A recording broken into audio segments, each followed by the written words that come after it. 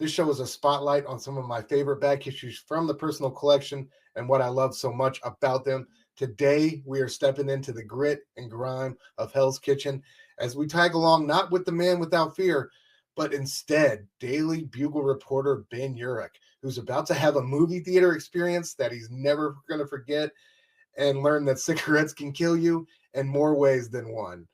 So let's let fly the sigh and talk about Daredevil 179 from 1981, both written and drawn by the Godfather, the OG, Frank Miller, the man who turned comics from a medium for kids into a bona fide adult art form. How'd you put it again, Uncle Frank?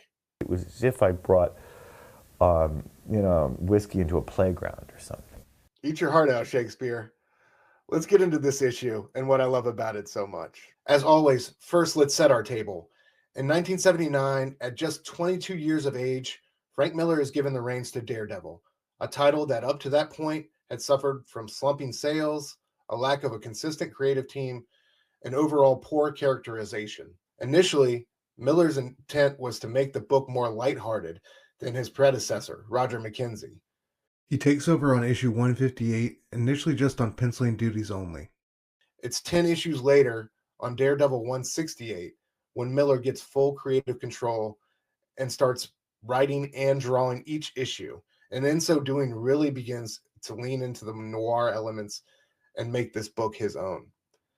It's the genesis of his femme fatale Elektra in issue 168 that starts to change the tone drastically. Miller would later recount in a 1981 Amazing Heroes interview saying, quote, "Her presence led the whole series down a very dark path. Because I was a kid in my 20s and making up a sexy killer woman, it was bound to get pretty grim." Now, Miller was also living in New York City at the time, and the mean streets of the Big Apple are a pervasive presence throughout this run. Over the course of his time, both writing and drawing Daredevil, Miller was mugged twice. And all of these harrowing experiences in the city come to bear in a big way in this comic. And we will touch more on that specifically in a moment.